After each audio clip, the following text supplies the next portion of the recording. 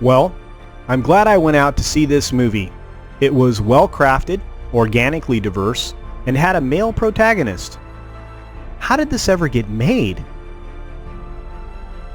Ladies and gentlemen, hiss and foes, welcome to the Culture Casino!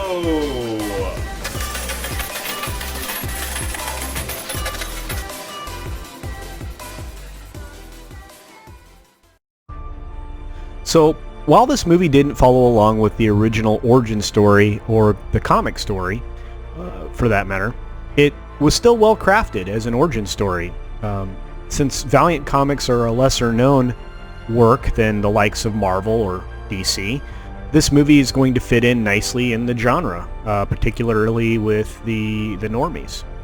And now we're going to enter some spoilers. So from this point forward, to review this film, I have to refer to some of the things that will ruin the movie for you if you care about stuff like that. It's rather important content. Much of what I'm going to cover is actually in the trailer, but what I will say at the end will completely ruin the third act. So for those of you who value surprise, I'll give you the opportunity to leave. In fact, I'll count back from 5 for you while you pause or end the video. But before you do that, go ahead and hit the like and subscribe. Okay? 5, 4, 3, 2, 1. Okay, they're gone. While some of the elements of the comics were kept, for example, they kept Ray's name. They completely changed the story otherwise, and the team that BloodShot initially relies upon. From the beginning, Ray Harrison, or BloodShot as he will eventually become known, although that's not actually outright in the film. Anyway, he was a top flight soldier, somebody who did K&R style of rescue missions. In fact, we open up with a rescue that he's performing in Mombasa, where Ray actually single-handedly frees a hostage. He returns home with his wife and they vacation at the seaside. And he wakes up one morning to find that his wife is gone to fetch breakfast for both of them. While attempting to get ready in the morning, he hears a noise and a scuffle ensues, of course. Ray is eventually brought down via a tranquilizer and is taken hostage himself. When Ray comes around, he's confronted by a bad guy who is putting on a little bit of a show to psycho killer by the Talking Heads. Our villain asks Ray one question, and when he is not satisfied with that answer, he brings in Ray's wife. Ray pleads with his captor that if he knew the answer, he would tell him. The villain says, "I believe you," and after a not-so-witty exchange, he kills her, and then eventually kills Ray. We fast forward to Ray being revived from death by the use of nanites.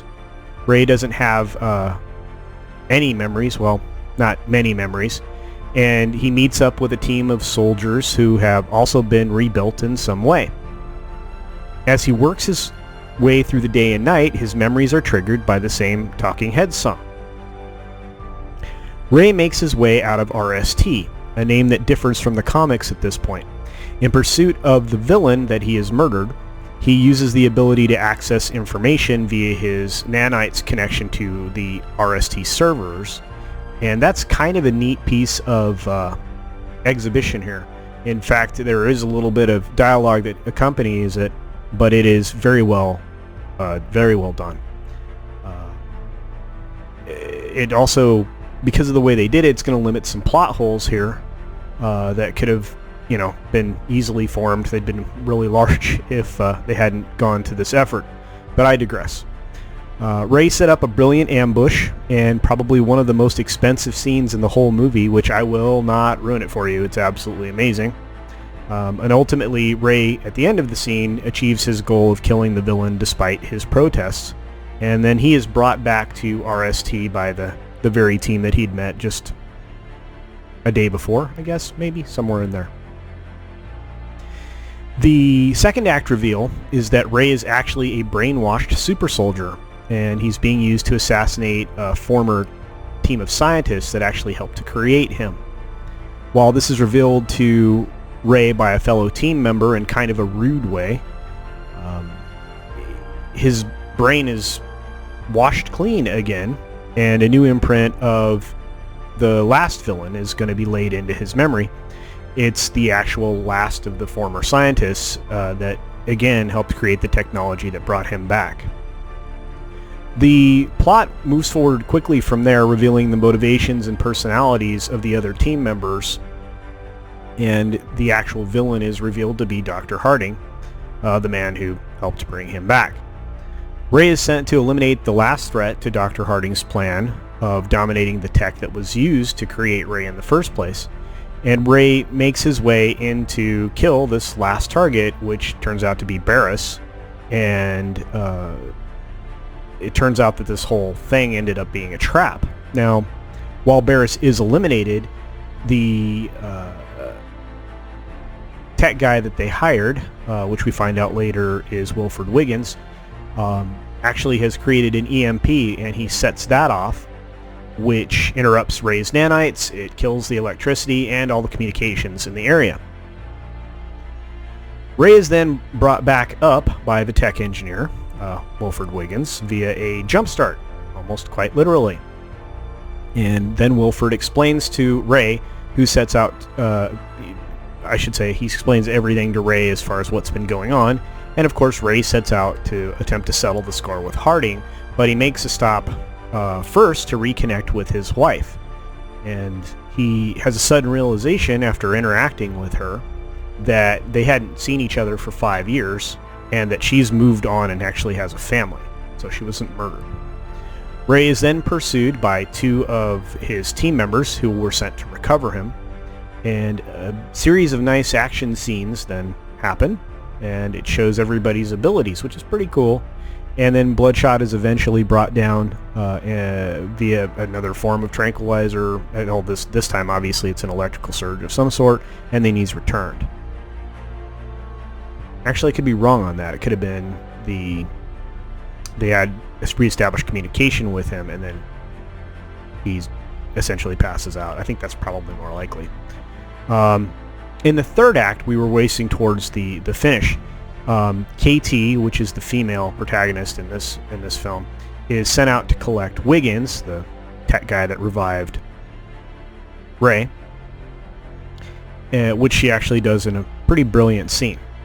Ray meets with Dr. Harding in a virtual space where Dr. Harding tries to explain that the good that they can do because of his abilities. And after that exchange, Ray's having none of that, of course, and then Dr. Harding shuts down their dialogue. When KT actually returns to RST, she informs Harding that Wiggins escaped and eluded her, which prompts Harding to reactivate Ray one last time in pursuit of Wiggins. But KT clearly has another plan. She communicates with Ray during an upload sequence for his implanted memories, and she gives him the whole story. And he activates, completely aware of all that has been happening to him. An amazing set of action scenes ensue from here, and it's the spoilers that I will not give out because it's gonna ruin the movie. It's really cool though. But a satisfying ending is reached at the conclusion of the film. So that's pretty much it. That's a synopsis of the BloodShot movie, the entire plot, except for a couple of scenes that you really should see for yourself because they're pretty neat. Although there's some dodgy CGI at the end there. I would rate the movie a solid 4 out of 5 stars. It's not a 5-star movie. It's not a 3-star movie, so it's a 4-star movie. The action was very well done. Vin Diesel is cast as the kind of character that you should see Vin Diesel cast as. He is not a Harlequin romance movie kind of guy, and much of the CGI and the special effects shots were very good. Some of them were not good, a little rough to watch, but pacing was good. and the first Bloodshot action scene was like watching a Riddick reenactment, or like, you know, Pitch Black or something. Is really it is a callback to that for sure. And I'm not sure if I can find any controversy here. I mean, the fact that this is a mostly completely different story, origin story for Bloodshot. I didn't see anything in here that would get me wound up about anything. And this film set itself up with an actual ending, which is good, just in case that the 5 films that they have planned in the Valiant Cinematic Universe are actually abandoned, and the other films are not made. Although I believe Harbinger's pretty much on track. So if you find yourself with a bit of coin in your pocket, this might be a decent use of it. Like I said, I think you might enjoy it, and it's definitely something you can catch on a streaming service when it gets there, and it'll be worth your hour and almost 2 hours. It's a good film. So thanks for watching. Please like and subscribe, and have a great day. I'm glad that you're all here, and I really do appreciate your time. And remember, at Culture Casino, when the house wins, we all win.